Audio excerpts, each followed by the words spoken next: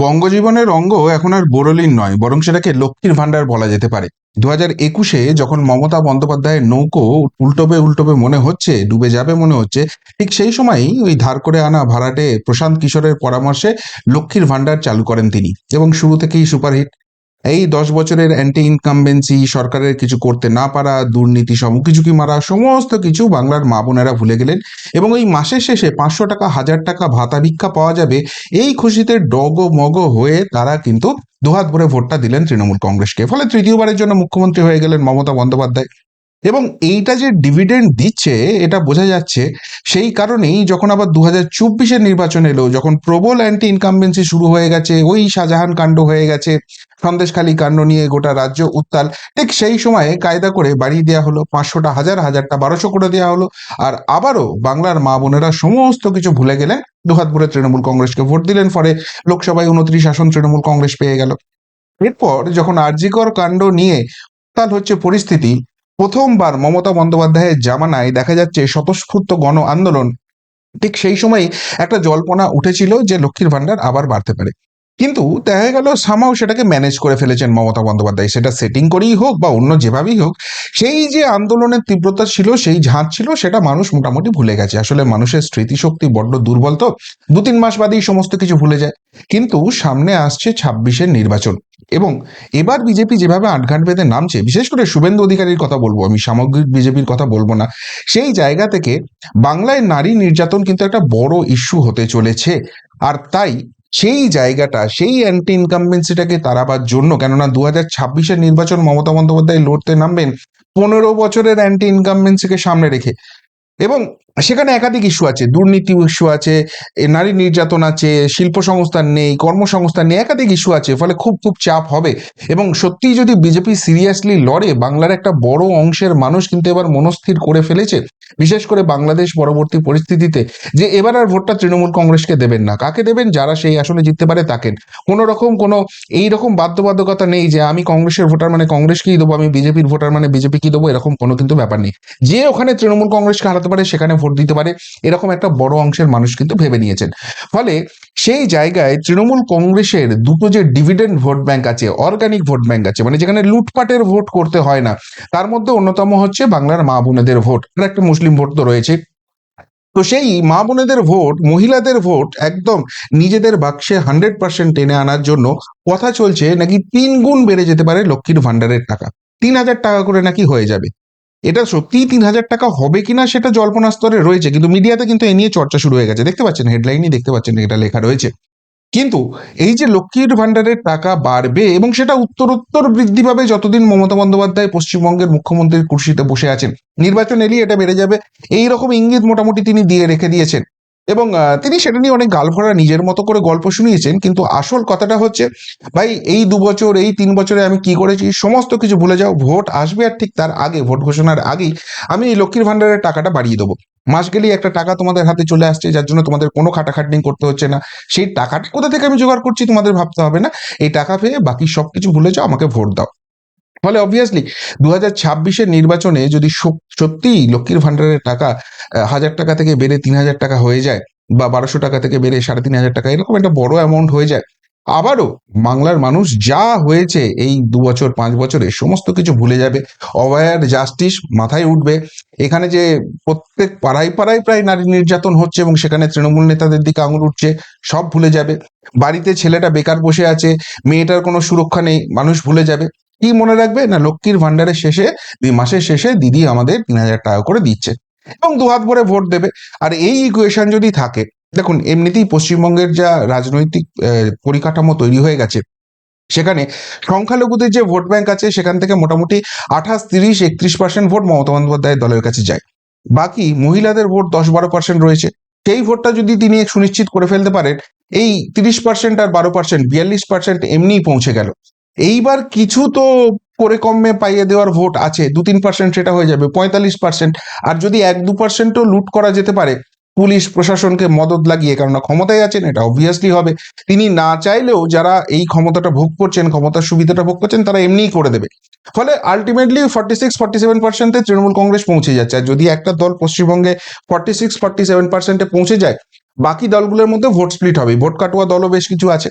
তো আলটিমেটলি খুব কম মার্জিনে হলেও বহু সিট জিতে যাবে, এবং দেখবেন 294টার মধ্যে 250টা আসন নিয়ে তৃণমূল কংগ্রেস ক্ষমতায় চলে এসেছে। তাতে বাংলার আলটিমেটলি কি সর্বনাশ হলো, কিছু এসে যায় না। তৃণমূল কংগ্রেস কখনোই এই রাজ্যটার শিল্পনীতি কি হবে, এই রাজ্যটার বৈদেশিক নীতি কি হবে, অর্থনৈতিক নীতি হবে, এত গালভরা ভাবনার মধ্যে তারা নেই। একদম সিম্পল লজিক, যে করেও ক্ষমতায় টিকে থাকো।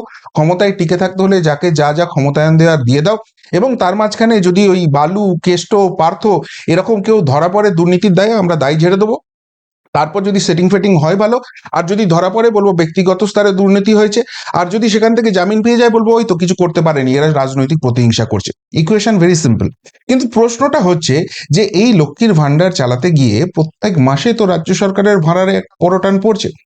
ঋণ টিন নিয়ে এদিক ওদিক করে সেই ঋণের বোঝাও একদম আর কি তার উপরে বোধহয় চলে গেছে এখন।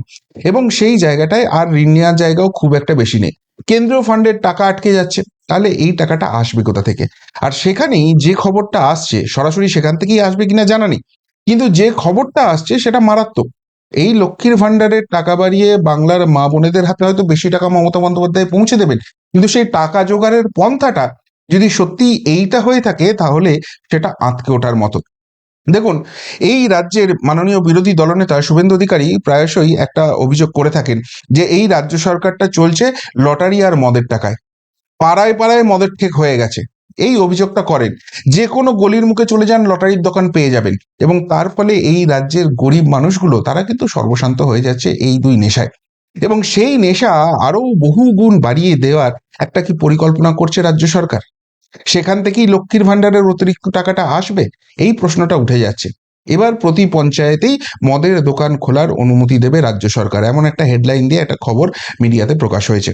যেটুকুনি জানা যাচ্ছে, যে রাজ্য সরকার অনুমোদিত যে মদের দোকান রয়েছে পশ্চিমবঙ্গে, এই মুহূর্তে গোটা পশ্চিমবঙ্গে 7,746টা দোকান রয়েছে। এবং শুধুমাত্র পঞ্চায়েত এলাকাতেই সেই সংখ্যাটা প্রায় 3,500-এর কাছাকাছি, 3,390, 96 এরকম কিছু একটা আমি শুনছিলাম। 3,500 ধরে নিচ্ছি। মানে যদি আমি 294টা বিধানসভা এটা দিয়ে ভাগ করি ওই 7,746টা মদের দোকানকে, তাহলে গড়ে দেখা যাচ্ছে এক একটা বিধানসভা এলাকায় 26.34, 26টারও বেশি মদের দোকান রয়েছে। এবার অবভিয়াসলি যেগুলো একটু শহর কেন্দ্রিক বিধানসভা, সেখানে মদের দোকানের সংখ্যা অনেক বেশি হবে। শুধুমাত্র দক্ষিণ কলকাতাতেই, মানে যেখানে 2-3টে বিধানসভাই আছে, সেই দক্ষিণ কলকাতাতেই শুনছিলাম 450 না 550 মদের দোকান আছে, সরকার অনুমোদিত। তো এবার তার ফলে গ্রামের দিকে হয়তো একটু সংখ্যাটা কম আছে। তাহলে সেই সংখ্যাটা বাড়াবার জন্য এবার কি প্রতি পঞ্চায়েতে মদের দোকান খুলবে রাজ্য সরকার? এমন একটা পরিকল্পনার কথা শোনা যাচ্ছে। আর এটা খোলার জন্য রাজ্য সরকারের উৎসাহিত হওয়ার যথেষ্ট জায়গা রয়েছে। কেননা যেটা সরকারি হিসেবেই বলছে, 2023 সালে শুধুমাত্র মদ বিক্রি করে পশ্চিমবঙ্গে 2,350 কোটি টাকা পকেটে পড়েছে মমতা সরকার। 2024 সালে সেই সংখ্যাটা লাফিয়ে অনেকটা বেড়ে গেছে, প্রায় 1,300 কোটি টাকা বেড়ে গেছে। 3,618 কোটি টাকা পকেটে ঢুকিয়েছে রাজ্য সরকার। অর্থাৎ এই রাজ্যে যে হু হু করে মদ বিক্রি হয়, এটা দিনের আলোর মতো স্পষ্ট হয়ে গেছে। এবং বিশেষ করে যখন ওই পুজো পার্বণগুলো আসে, দুর্গাপুজোয় দেখবেন খবরের কাগজে বেরিয়ে যায়, এমনকি টিভিতেও দেখতে পাবেন, দুর্গাপুজোর শেষে মদ বিক্রি করে 480 কোটি টাকা পকেটে ঢোকালো রাজ্য সরকার। ক্রিসমাসের মরশুমে মদ বিক্রি হয়েছে এত। এবং সেখানে আবার ওই ঋতুকালীন ব্যাপার আছে, শীতকালে অমুক কোম্পানির মদ বা অমুক ব্র্যান্ডের মদ বেশি বিক্রি হয়েছে, এই ধরনের জিনিস শোনা যায়। কিন্তু প্রশ্নটা হচ্ছে যে, দেখুন, পশ্চিমবঙ্গে কোনো শিল্প সংস্থান নেই, সরকারি চাকরির সংখ্যা কার্যত শূন্যতে নেমে এসছে। যেখানে যেটুকুনি হয় সেখানে আবার তৃণমূল নেতারা গিয়ে দাঁড়িয়ে পড়ে, হাত পেতে লাইন দিয়ে ঘুষ খায়। এবং তার ফলে যারা চাকরিটা পায় তাদের চাকরি পরবর্তীকালে দুর্নীতি হিসেবে প্রমাণিত হয়, সেটা নিয়ে তদন্ত চলে, মামলা হয়, এবং তাদের চাকরি তো বাতিল হয়। এই চাকরি করে যে বেতনটা পেয়েছে সেটা আবার সুদ সমেত ফেরত দেওয়ার জন্য আদালতের নির্দেশ চলে আসে। ফলে পশ্চিমবঙ্গের অর্থনীতির অবস্থাটা একদম ভঙ্গুর হয়ে গেছে। এখানে শিল্প সংস্থান নিয়ে মমতা বন্দ্যোপাধ্যায় অনেক বড় বড় কথা বলেন, এই এসছে ওই এসছে, প্রত্যেক বছর বিশ্ববঙ্গ বাণিজ্য সম্মেলন হয়, সেখানে কোটি কোটি টাকার মৌ চুক্তি স্বাক্ষরিত হয়। তার নাম মৌদিদি হয়ে গেছে সেই জন্য, কিন্তু সেই মৌ আর মৌমাছি হয়ে এই পশ্চিমবঙ্গে শিল্প হয়ে ফোটে না। কেননা এখানে ওই কাটমানি, সিন্ডিকেট রাজ, তোলাবাজি, এইসবের অত্যাচারে এবং রাজনৈতিক এই অস্থিরতার কারণে এবং যেটা বিজেপি বা অন্যান্য বিরোধী দল অভিযোগ করেন তুষ্টিকরণের রাজনীতি, সেই সবের কারণে কিন্তু কোনো ব্যবসায়ী মহল এখানে ব্যবসা করতে চট করে আসতে চান না। ফলে 2011 সাল থেকে মমতা বন্দ্যোপাধ্যায়কে অনেক কিছু উদ্বোধন করতে দেখবেন, কিন্তু কোনো কলকারখানা তিনি উদ্বোধন করেছেন, কোনো নতুন বড় শিল্প ইন্ডাস্ট্রি হয়েছে সেটা উদ্বোধন করেছেন দেখবেন না, এরকম কোনো ছবি কিন্তু পাবেন না।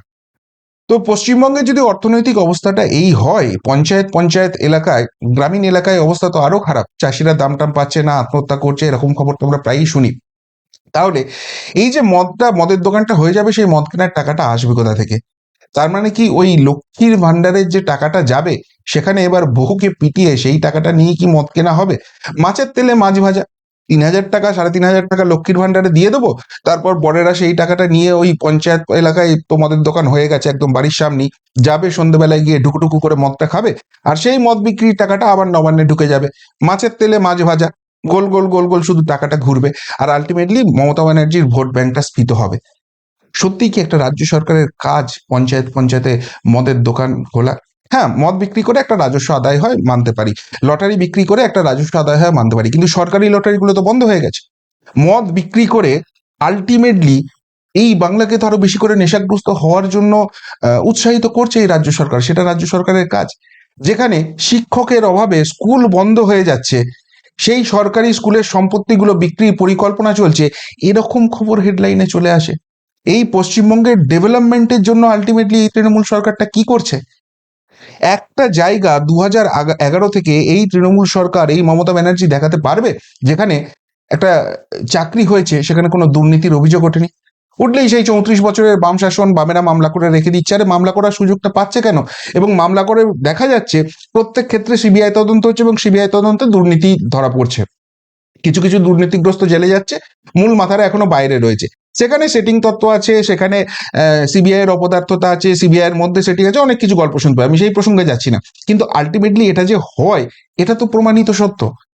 তাহলে এই যে ভোট ব্যাংকের রাজনীতি করতে গিয়ে একদিকে লক্ষ্মীর ভান্ডারে টাকা দিচ্ছে, হ্যাঁ আমাদের মতো গরিব মধ্যবিত্ত দেশে সেখানে যারা পিছিয়ে পড়া মানুষ আছে তাদের সরকারি অনুদান পাওয়ার জায়গা আছে, সেটা অবশ্যই দরকার আছে, কিন্তু সেটা চিরকালীন চিরস্থায়ী ব্যবস্থা হতে পারে না। তাদেরকে স্বনির্ভর করতে হবে। একটা মানুষ 3,000 টাকা কি 1,000 টাকা ভিক্ষা পাচ্ছে, মাসের শেষে সরকার দিচ্ছে আর সেই জন্য সরকারকে ভোট দিচ্ছে, আর তার জায়গায় সরকার একটা ইন্ডাস্ট্রি এস্টাবলিশ করছে, সরকার একটা সরকারি চাকরির জায়গা করছে, যেখান থেকে ওই বাড়ির একজন সদস্য মাস গেলে 30,000 টাকা 50,000 টাকা সম্মানের মাইনে পাচ্ছে। দুজনের লাইফস্টাইল কি হবে? দুজনের শিক্ষাগত যোগ্যতার পরবর্তী প্রজন্মের জায়গাটা কোথায় যাবে? এত কিছু ভাবলে পশ্চিমবঙ্গের মানুষ বোধহয় তৃণমূল কংগ্রেসকে পরবার 3বার ক্ষমতায় আসতো না। কিন্তু চতুর্থবার যাদের আসতে পারে সেই জন্য এখন থেকেই গুটি সাজাতে শুরু করে দিয়েছেন মমতা বন্দ্যোপাধ্যায়। এবং সেটা যদি সত্যিই এই মাছের তেলে মাছ ভাজার মতো প্ল্যান করে নিয়ে আসেন, একদিকে লক্ষ্মীর ভান্ডারের টাকা বাড়বে, অন্যদিকে পঞ্চায়েতে পঞ্চায়েতে মদের দোকান খুলবে, দুয়ে দুয়ে চার করলে কিন্তু পশ্চিমবঙ্গবাসীর জন্য আতঙ্কিত হওয়া ছাড়া আর কোনো জায়গা খোলা নেই। এটা নিয়ে কি সাধারণ মানুষের ঘুম ভাঙবে? এটা নিয়ে কি বিরোধী দলগুলো সত্যি করে মানুষের কাছে পৌঁছে আসল সত্যিটা তুলে ধরতে পারবে? নাকি এইসব ভাবনা চিন্তা অলীক কল্পনা? মানুষ ভোট দিয়ে যাবে, মাঝখান থেকে মাস গেলে ওই লক্ষ্মীর ভান্ডারের টাকা পাবে, আর সন্ধ্যেবেলায় মহুয়া খেয়ে মদ খেয়ে তারা শান্তিতে একটু ঘুম দেবে। এটাই পশ্চিমবঙ্গের ভবিষ্যৎ। ঈশ্বর পরিত্যক্ত বঙ্গদেশ যে এমনি এমনি বলা হয় না, সেটার স্ট্যাম্প লেভেল গোটা বঙ্গকুল বাঙালিরাই আরো স্পষ্ট করে দিচ্ছে, তাই নয় কি? এই নিয়ে যদি কিছু বলার থাকে আপনাদের অবশ্যই কমেন্ট বক্সে কমেন্ট করে জানাবেন। এখনকার মতো এখানেই শেষ করলাম, ফেরত আসছি নতুন প্রতিবেদন নিয়ে খুব তাড়াতাড়ি। ভালো থাকবেন, সাথে থাকবেন, পাশে থাকবেন। নমস্কার।